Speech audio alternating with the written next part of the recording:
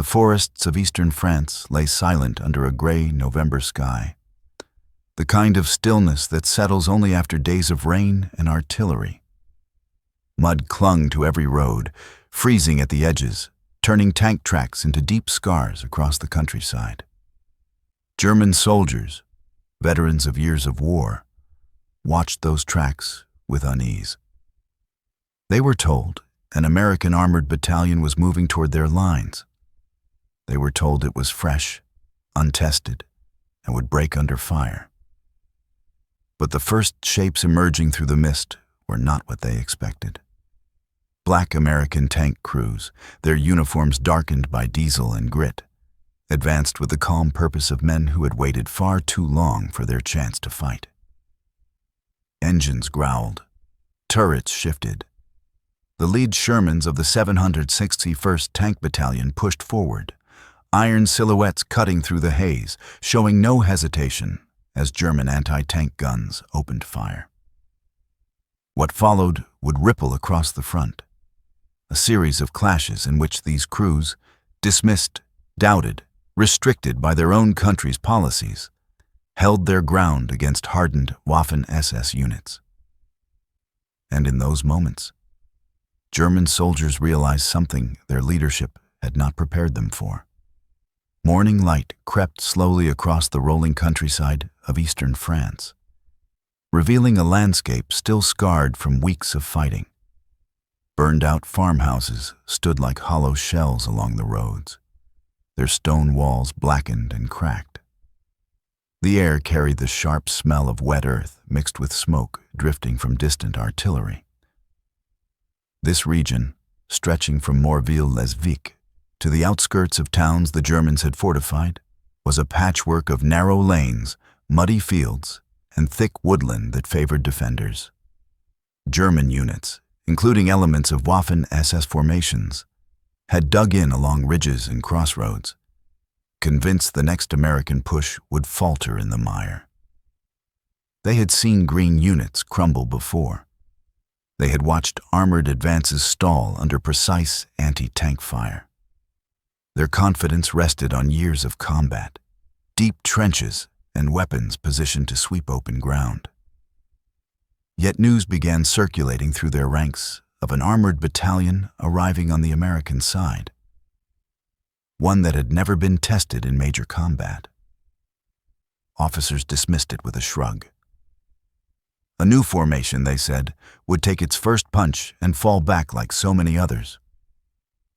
But the 761st Tank Battalion had not come to France to fall back. These men had trained longer than nearly any other armored unit in the U.S. Army. Their readiness had been shaped by strict discipline, intense gunnery drills, and a determination sharpened by the discrimination they endured at home.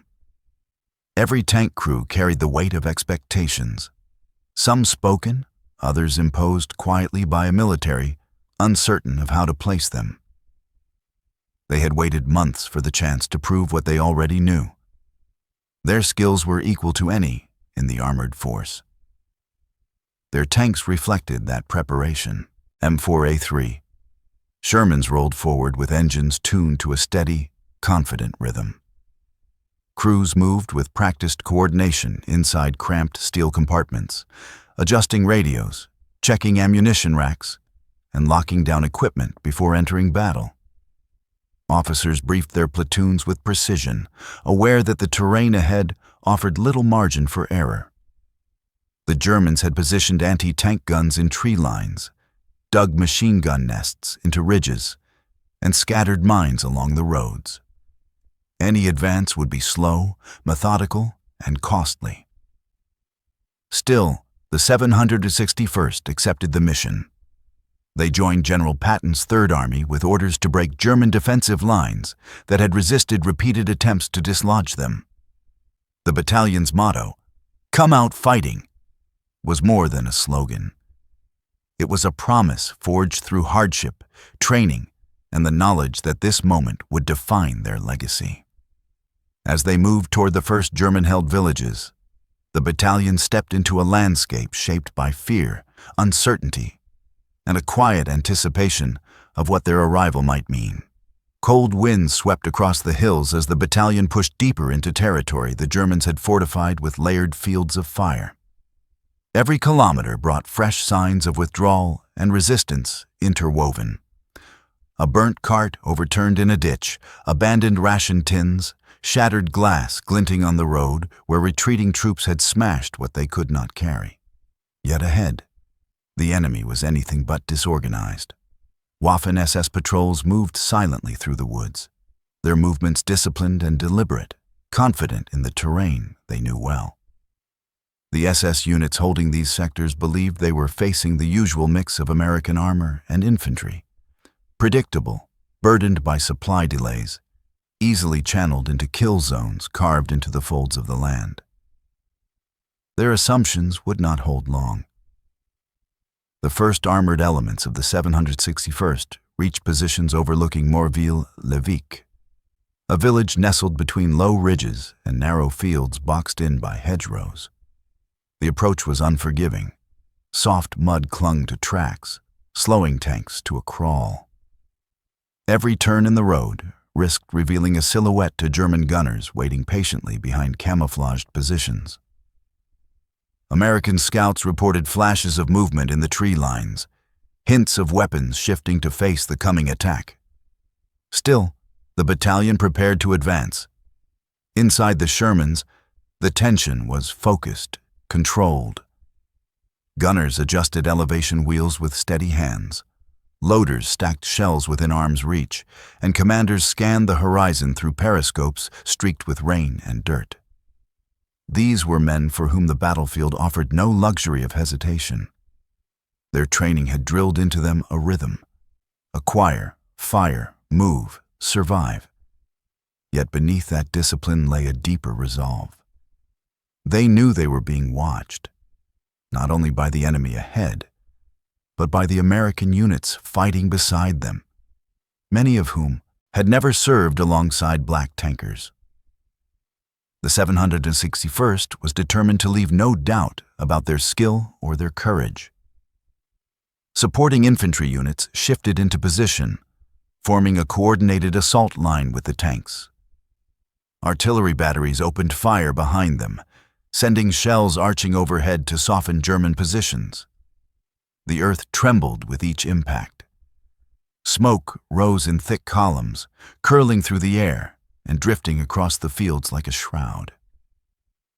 But the Germans, veterans of countless bombardments, held firm. When the artillery lifted, they were ready. The battalion advanced into a corridor of fire. German machine guns raked the hedgerows. Anti-tank rounds cracked through the air, slamming into the ground near the lead platoon. The Shermans kept pushing, engines roaring, their crews maneuvering through the chaos with practiced precision. In those tense minutes, the battalion began to demonstrate the qualities that would soon make German commanders reassess everything they believed about the men inside those tanks. The first clashes revealed a dynamic few on the German side had anticipated. The Shermans of the 761st did not behave like inexperienced armor. They advanced with a calculated aggression that disrupted the rhythm German units relied on. SS gunners, trained to target the lead tank, found that each time they struck a vehicle, another moved instantly to cover the gap. Smoke rounds blossomed with unexpected precision, obscuring firing lines the Germans had spent hours preparing. The battalion's coordination with infantry, tight, almost instinctive, denied defenders the isolated targets they usually exploited. In the confined lanes around Morville-le-Vicq, this mattered. The terrain punished hesitation. It punished poor communication. It punished anyone who failed to move with both speed and discipline. But the tankers of the 761st moved as if they had been fighting here for weeks. German reports from the area later noted the unusual steadiness of the American armor, remarking that the crews fought with boldness, even under sustained fire. This steadiness only grew more pronounced when the battalion encountered elements of Waffen-SS formations positioned behind the village. These were men accustomed to breaking attacks with well-placed volleys of anti-tank fire, men who trusted their training and their weapons. They expected the Americans to fall back once their formation was disrupted. But the disruption never came. Shermans pushed through ditches and over broken stone walls, maneuvering into hull-down positions that minimized their exposure. Gunners picked out muzzle flashes with sharp precision, sending high-explosive shells crashing into German emplacements. When SS infantry attempted flanking moves through the hedgerows, supporting American riflemen countered them with steady bursts of fire, forcing them to ground. The 761st did not advance recklessly. They advanced deliberately, shifting angles of attack in ways that created constant pressure on the defenders. Every movement narrowed the Germans' options. As the day wore on, a pattern emerged. Whenever the SS attempted to regroup, the tanks were already repositioning. Whenever an anti-tank gun opened fire, a Sherman responded within seconds. The battalion's cohesion, built over months of intensive training and sharpened by the weight of expectation, translated into a battlefield presence the Germans had not thought possible from a unit they considered untested. And when German soldiers finally began to fall back from their positions around the village, they did so under the growing realization that these tank crews, ignored by many in the American command structure, doubted by others, were not just capable. They were formidable. By the time the 761st reached the outskirts of the next town, the German defensive network had begun to fray. The battalion's presence alone forced adjustments in SS tactics. Units that once held open fields with confidence now dug into secondary positions, anticipating the relentless advance of Sherman tanks supported by infantry. Reconnaissance had always been central to armored operations, but in this case, it became crucial to German survival. Patrols sent to observe the Americans often returned with reports that barely captured the speed and precision of the battalion's movement. Their notes reflected a growing unease. These were not standard American tank crews. They were disciplined, coordinated, and unafraid. In tight streets and narrow lanes, the 761st demonstrated an adaptability that caught the SS off guard. Tanks pivoted around corners, using their armor to shield infantry. Crews fired while on the move, adjusting for obstacles and terrain, while command radios relayed updates instantly across the battalion. The Germans were accustomed to slower, methodical American pushes, but the 761st maintained momentum. When an enemy position appeared well defended, they did not hesitate to maneuver around it, forcing the defenders into vulnerable flanks. These movements were not reckless gambles. They were tactical decisions informed by training, experience, and careful observation. Morale among the battalion remained high despite the relentless pace. The men had trained for this. They had endured months of racial discrimination at home, skepticism from within their own army, and the isolation of serving in segregated units. Now, in combat, those frustrations became a source of focus rather than distraction. The battalion's successes began to echo across the Third Army, earning recognition from higher command and creating an intangible pressure on German forces who were learning, often too late, to respect the capabilities of these soldiers. By the evening, the terrain bore witness to the battalion's impact. Craters from shell fire pocked the fields, overturned vehicles marked the abandoned positions of retreating SS units, and smoke from burning. Emplacements drifted across the landscape. Yet through the chaos, the 761st moved with a disciplined calm, each tank a steel node in a network of relentless pressure. The Germans had believed their elite troops could manage any American armored unit. But these men, doubted, overlooked, underestimated, had rewritten that expectation in mere hours. Their advance did not just take ground. It unsettled an enemy's understanding of who they were facing and how to fight them. The dawn over the Ardennes was a muted gray, mist clinging to the low hills and weaving between leafless trees. Snow had begun to dust the ground, turning mud into treacherous ice and narrowing every road into a potential death trap. The 761st Tank Battalion prepared to push into the heart of German defenses, where Waffen SS units had consolidated after weeks of retreat. Every crew knew the stakes. Maps were spread across tank hatches, lines and symbols marking bunkers, machine gun nests, and anti-tank emplacements. The plan was straightforward: break through, seize key crossroads, and support the infantry's advance. The execution would be anything but simple. The first tanks surged forward, their engines roaring through the mist. Tracks churned frozen soil, flinging shards of ice and mud into the air. The sound of rolling steel echoed through the valley, accompanied by the distant rumble of artillery.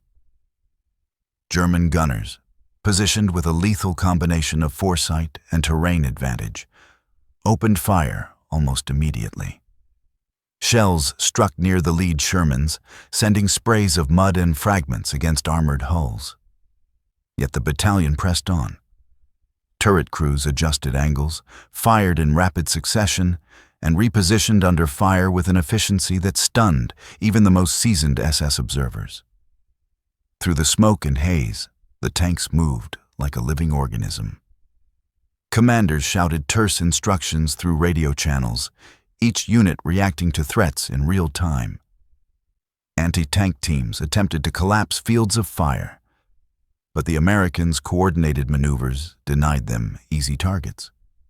When one Sherman took a hit, another moved into position to maintain pressure, forcing the Germans to stretch their defenses thin. Infantry, accompanying the tanks, advanced through hedgerows, using the cover of armored support to close on positions that had previously been impregnable. By midday, the battalion had engaged multiple SS formations in rapid succession. Every engagement tested the limits of their training. Machine gun fire swept across open fields. Mortars struck with deadly precision, shaking earth and sending clouds of debris into the air. Tank rounds slammed into fortified positions, toppling stone walls and collapsing bunkers. Yet the battalion maintained cohesion, each tank and crew functioning as part of a larger tactical system rather than isolated vehicles in combat. The Germans began to recognize that these were no ordinary opponents. These were men who had mastered the rhythm of armored warfare and could adapt instantly to any threat. Casualties occurred, but they were absorbed without disorder. Crew members replaced injured comrades, loaders shifted ammunition under fire, and gunners recalibrated in seconds. The battalion's ability to sustain offensive momentum while under constant threat created a psychological effect as potent as their physical assault. Waffen SS units, expecting American hesitation, found themselves under continuous pressure, unable to mount effective counterattacks. The battalion's advance became a relentless force, moving through the villages and woodlands with a combination of speed, precision, and daring that few German units could withstand. The terrain itself, once thought advantageous for defenders, became a proving ground for the 761st. Narrow streets funneled SS infantry into kill zones, only for them to encounter tanks in hull-down positions ready to sweep the approach. Woods that should have concealed ambushes became traps as Shermans maneuvered around thick tree lines, targeting emplacements that had counted on cover for protection. Every movement reinforced the battalion's reputation for tactical ingenuity, forcing German commanders to reassess both their positions and their assumptions about the men before them. By the late afternoon, the cumulative effect of continuous engagement had shattered the coordinated resistance of several elite SS companies, leaving the Americans in control of key junctions that had been critical to the German defensive network. Night fell over the Ardennes, with a bitter cold that seeped through steel and leather alike. The battalion's tanks crawled forward under muted moonlight, headlights off, engines idling just enough to keep mobility. Silence, punctuated only by distant artillery and the occasional crack of small arms fire, hung thick in the valleys. German units, exhausted from hours of relentless pressure, attempted to regroup. But the Americans had already set the pace. Patrols reported movement through the woods, flanking attempts by SS troops seeking to disrupt supply lines. But each maneuver met the same disciplined resistance. Tanks pivoted, machine guns swept, and infantry covered blind spots, anticipating every calculated move. By midnight, the battalion was deep inside enemy-held territory, coordinating multiple simultaneous attacks. Commanders used terrain to their advantage, pushing through frozen fields while using depressions and wooded areas to minimize exposure. Sherman guns roared in succession, striking hardened bunkers and collapsing fortified walls. The precision of fire was not accidental. Gunners had memorized angles, distances, and effective shell types for each obstacle. Infantry moved in tandem, neutralizing surviving pockets of resistance, clearing buildings, and securing streets. The SS units, elite by reputation, were caught in a constant dilemma: fight and risk annihilation, or withdraw under pressure and concede critical positions. Both choices carried deadly consequences. One village became a microcosm of the battalion's effectiveness. Anti-tank guns raked the road, machine guns swept the approaches, and snipers found hiding places on rooftops. Yet the 761st adapted instantly. Tanks angled for hull-down positions, firing while moving, suppressing enemy strong points. Infantry exploited the resulting gaps, isolating positions that had seemed impregnable. German soldiers, many of whom had faced years of combat, were forced back under a relentless combination of coordinated fire and tactical maneuvering. Communication, speed, and discipline allowed the battalion to sustain an offensive tempo far beyond what the defenders expected. The psychological effect on the enemy was profound. Waffen-SS troops had long relied on the intimidation factor of their reputation, believing that American units would crumble under concentrated fire. Reports from the field later emphasized a repeated theme. The battalion fought with unwavering resolve, forcing Germans to reconsider their assumptions about capability and morale. The American crews, having faced prejudice at home and skepticism within their own army, now commanded a battlefield respect measured not in words, but in the retreating lines and abandoned positions of their opponents. By dawn, the cumulative victories of the night were clear. Roads once blocked by fortified positions were now open, villages cleared, and strategic junctions secured. The battalion had inflicted heavy casualties, disrupted German command and control, and demonstrated an operational competence that few expected from a newly engaged unit. Historians would later note that these actions contributed to the broader collapse of SS defensive cohesion in the sector. But at the moment, there was only the quiet after relentless steel and fire. The exhausted crews surveying a battlefield reshaped by their own skill and determination. The men of the 761st had transformed expectation into reality, showing that courage, coordination, and training could overcome both prejudice and a seasoned enemy. The morning after the battle revealed a landscape scarred by steel and fire. Craters pocked the frozen fields, twisted metal littered roads and hedgerows, and the scent of smoke lingered over villages once thought impenetrable. Survivors of Waffen-SS units withdrew in small groups, leaving behind equipment, supplies, and a mounting sense of disarray. Local civilians, who had watched the fighting from hidden corners, began to emerge, witnessing the sheer presence of tanks where only rumors had predicted failure. The battalion's success was more than tactical. It had shattered expectations, both on the battlefield and in the minds of those who had doubted them. Reports from American command highlighted the battalion's effectiveness. Units that had trained for months now demonstrated operational skill under fire that matched or exceeded veteran formations. The precision of maneuvers, the coordination with infantry, and the ability to maintain offensive momentum under sustained attack earned the 761st official recognition. These accolades, however, were tempered by the fact that the battalion had fought in a segregated army. Orders and reports frequently referred to their actions with cautious phrasing, acknowledging success while reflecting the persistent uncertainty about black soldiers' capabilities. Yet the evidence was undeniable.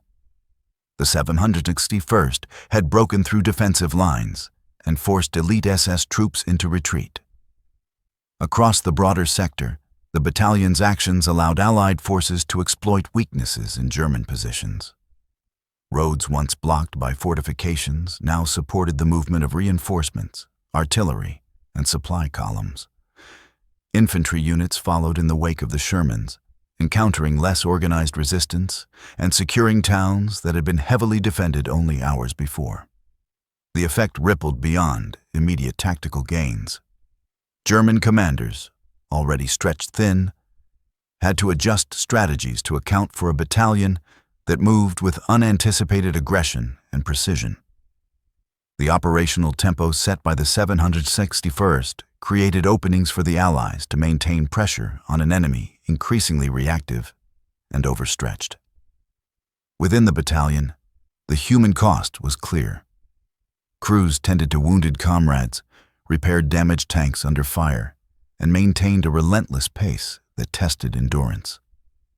Letters and diaries from the period convey exhaustion, cold, and hunger, but also an unmistakable pride in accomplishment.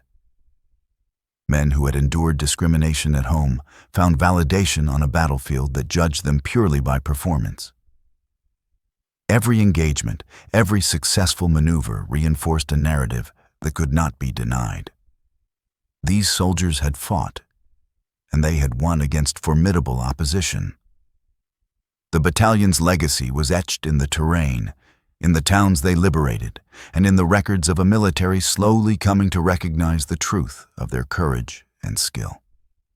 As the days progressed, the impact of the 761st Tank Battalion extended beyond immediate victories. German defensive lines, already strained by continuous Allied pressure, began to crumble under repeated engagements. Waffen-SS units, trained for resilience and intimidation, were forced into hurried withdrawals, abandoning positions they had considered secure. The battalion's ability to penetrate fortified villages and hold key crossroads disrupted enemy supply chains and communication lines. Artillery units, previously pinned by entrenched SS forces, now moved forward to provide support for broader operations. Roads cleared by the Shermans became arteries of movement, enabling infantry and mechanized units to advance with unprecedented efficiency. German soldiers' reports from these encounters convey a mixture of disbelief and respect. Many officers acknowledged the odd tactical proficiency and aggression displayed by the battalion, noting that their success could not be attributed to luck or inferior opposition.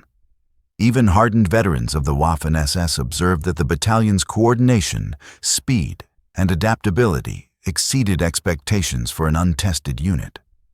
In letters and after-action summaries, they described crews maneuvering with a seamless blend of individual skill and collective strategy, maintaining offensive momentum despite counterattacks and adverse conditions. These assessments underscored the transformative effect the 761st had on perceptions of African-American combat effectiveness within the European theater. The battalion's influence extended to morale on the Allied side as well. Soldiers who witnessed their advances spoke of disciplined firepower, precise gunnery, and relentless tactical awareness. Their actions provided a tangible example of excellence, demonstrating that courage and skill transcended the barriers imposed by segregation. Recognition from higher command, though measured and cautious, validated what had already been evident on the battlefield. The 761st's performance was exceptional, earning respect from comrades and adversaries alike. The battalion's triumphs in villages, crossroads, and defensive networks not only shaped the immediate operational picture, but also contributed to a broader reevaluation of African American units' role in frontline combat. By late December, after a series of engagements across Belgium and eastern France, the cumulative achievements of the 761st were clear. They had inflicted heavy casualties on elite SS units, secured strategic terrain, and sustained a level of offensive pressure that facilitated larger Allied advances. The battalion's actions became part of a growing record of operational success that challenged long-held prejudices and highlighted the value of skill, training, and determination. The terrain itself, once a stage for entrenched defenses, now bore witness to their effectiveness. Fields, roads, and towns were etched with the marks of their passage, testaments to a unit that had fought relentlessly, with precision and courage, against an enemy many had underestimated. The legacy of these engagements would resonate far beyond the immediate tactical victories, shaping both the operational course of the campaign and the historical understanding of African American contributions to the Allied war effort. The story of the 761st Tank Battalion endures as a testament to skill, courage, and perseverance in the face of both an enemy and the prejudices of their own country. Their actions against elite Waffen-SS units demonstrated that excellence on the battlefield is measured not by assumptions or appearances, but by training, discipline, and determination. Every maneuver, every engagement, every mile advanced through hostile terrain reflected a unit operating at the peak of its capabilities. They redefined what was possible for African American soldiers in combat, proving that bravery and proficiency are universal qualities. In the quiet aftermath, the landscape, scarred by battle, yet now secured, stood as both witness and tribute to their relentless drive. The 761st did more than win ground. They earned respect, challenged entrenched biases, and left a legacy that reshaped the understanding of who could fight and who could triumph in the crucible of war.